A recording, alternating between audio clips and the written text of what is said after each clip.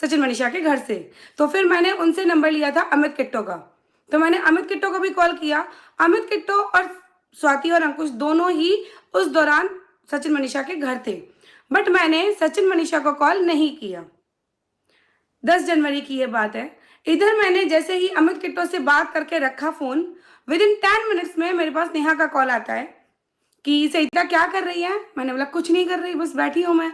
तो बोली तूने अभी तक सचिन को कॉल नहीं किया। मैंने बोला नहीं, मुझे सचिन को बुलाना ही नहीं है। तो बोला नहीं ऐसे मत कर, तू सचिन को फोन कर। तो मैंने बोला तूने तुझे किसने बताया। तो बोला तूने अमित किट्टो को, अंकुश, स्वाति को कर दिया, वो लोग सचिन को पूछ रहे हैं कि आपके पास कॉल नहीं आया। तो सचिन ने बोला हाँ आ जाएगा ऐसे करके। तो मैंने फिर उसको रिवाइंड करवाया कि नेहा मैंने तुझे ऑलरेडी बोल दिया है कि मुझे सचिन मनीषा से रिश्ता नहीं रखना, इसीलिए मैं उनके घर के फंक्शन में भी नहीं गई, तो फिर मैं उनको नहीं बुलाना है। फिर मुझे नेहा ने बोला कि सरिता से अच्छा नहीं लगता है, सारे क्रिएटर्स बातें बनाएंगे, बेमतलब के और बवाल होगा, इससे अच्छा है तो उनको बुला ले। फिर मैंने ज्यादा कुछ सर नहीं दुखाया, मैंने चुपचाप उसका कॉल काटा और सचिन को कॉल किया। उसने 1 घंटे में मेरा फोन भी उठाया। मैंने बोला सचिन भैया 15 और 16 जनवरी को आपको मेरे घर आना है, मनीषा के साथ मेरे बेबी शॉवर का फंक्शन है। ये बात करके उसने बोला ओके दीदी, और हमारी बात एंड हो गई। फिर आता है 14 जनवरी की रात। 14 जनवरी की रात जब मेरे पति गए थे रेलवे स्टेशन नेहा को लेने, उस दौरान सारे के सारे क्रिएटर्स वहां पे पहुंचे हुए थे और सारे के सारे रात को 2:30 पौने 3 बजे हमारे घर पहुंचे थे। क्योंकि मैं प्रेगनेंसी जोन में थी, 7 मंथ था मेरा, तो मेरे को घर से बाहर जाना अलाउ नहीं था, तो वो सारी ड्यूटी मेरे हस्बैंड को दे रखी थी। तो सारा सामान वगैरह भी नीचे था और वो सारे व्लॉग आप लोगों के सामने ही है।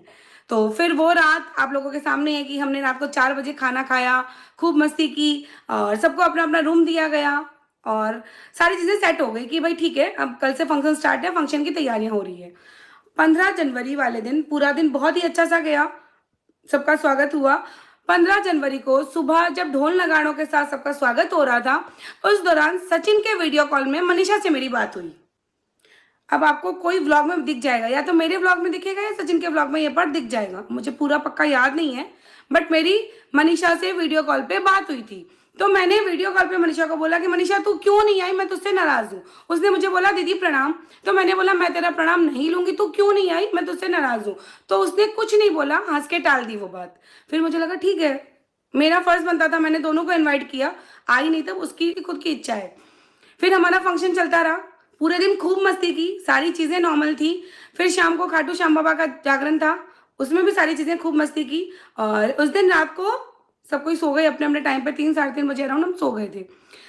सो अब आता है 16 जनवरी वाला दिन, जो कि बहुत ज़्यादा स्पेशल था क्योंकि उस दिन मेरा था बेबी शॉवर। तो मैं बहुत ज़्यादा एक्साइटेड भी थी और उस दिन का हम सारे दोस्तों ने ना बहुत सारा प्लान बना रखा था और मेरे कुछ दोस्तों ने तो बहुत सारे कमिटमेंट भी दे रखे थे कि उस दिन तुझे कुछ नहीं करना है, इस बार का सारा काम हम करेंगे, सारी तैयारियां हम करेंगे, तेरी एंट्री ऐसे होगी वैसे होगी फलाना, मतलब बहुत सारी चीज़ें उन्होंने बोल रखी थी। तो 2 बज गए थे घड़ी में, कुछ भी कोई भी नहीं आया। मेरे कुछ फ्रेंड्स आए थे जो कि आपको मेरे वीडियो में दिख जाएंगे, बट ये जो 3 लोग थे नेहा, नीतू और शबनम, ये तीनों ही नहीं आए। अदर मेरे फ्रेंड्स आए थे, कुछ लोगों ने तो मुझे तैयार भी किया और कुछ लोग तो मेरे हमेशा पूरे टाइम साथ रहे थे, बस ये तीनों नहीं आए। तो मैंने 2 बजे फ़ोन किया था नेहा को कि नेहा तू अभी भी ऊपर नहीं आएगी। वो इसलिए नेहा को कॉल किया था कि नेहा ने मुझे ये बोला था कि तेरी एंट्री का सारा ड्यूटी मेरा है, मुझे ये दुपट्टा चाहिए, ऐसे ये बॉनफायर चाहिए, ऐसी ऐसी चीज़ें चाहिए, ऐसे करके सारा उसने मंगवा रखा था। तो मैं थोड़ा सा उस पर ऐसे बोली कि यार तू अभी भी नहीं आई। तो बोला अरे मैं सारी तैयारियां कर रखी हूँ नीचे। तो फिर मैंने छोड़ दिया कि छोड़ कोई बात नहीं। फिर जैसे ही मैं नीचे उतरी बाकी दोस्तों के साथ, तो मैंने देखा कि वो लोग तीनों नीचे आ गए। तो मैंने उस दौरान उनको आंखें भी दिखाई मेरी कि भाई तुम लोग कहाँ थे इतनी देर, चलो वो लोग आ गए। फिर 16 जनवरी जो बेबी शॉवर का फंक्शन था, खूब सारा एंजॉय किया, खूब सारी मस्ती की, पूरा दिन बहुत ही अच्छा था, खूब सारे वीडियोज़ बनाए सबके साथ। जो भी जितने भी वीडियोज़ थे वो सारे आपके सामने थे, बट कहीं ना कहीं कुछ चीज़ें मिसिंग थी, जो कि मुझे ऐसे लग रहा था कि वो लोग सामने से करेंगे, बट कहीं ना कहीं कुछ चीज़ें मिसिंग थी, तो मैंने छोड़ दिया, कोई बात नहीं। और शाम को मेरे हेमंत का भी बर्थडे था, वो भी बहुत ही अच्छे से सेलिब्रेशन हुआ और जो एंकरिंग थी वो भी सचिन ने की थी और पूरा फंक्शन ऑल एंड ओवर बहुत अच्छा था। सबने बोला था कि हम सारे बातें करते हैं, तो मैं और भी बहुत सारे क्रिएटर्स पहुंचे थे नेहा के रूम में। तो वहाँ पे ऑलरेडी नेहा, सचिन, नीतू, शबनम बातें कर ही रहे थे।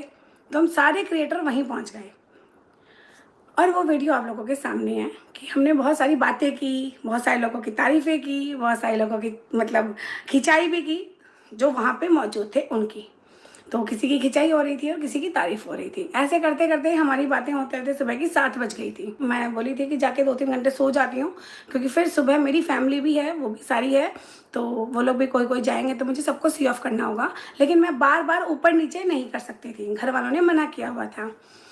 तो सुबह 7 साढ़े 7 बजे मैं आके सोई और 10 साढ़े 10 बजे मैं उठ गई, क्योंकि घमू सारन आई थी तब, और रिश्तों के रॉकस्टार वाले जो भैया हैं वो भी आए थे अपनी वाइफ के साथ, और भी ऐसे रक्षा की रसोई आई थी तब। नहीं, रक्षा की रसोई तो उसी दिन रात को निकल गई थी। हाँ, रक्षा की रसोई तो उस दिन रात को निकल गई थी और ये लोग आए थे सी ऑफ करने, मेरी बाय बोलने। तो हमने बातें बातें की और फिर मेरी पूरी फैमिली भी थी, कुछ दीदी लोग जा रहे थे तो हमारी बातें हुई।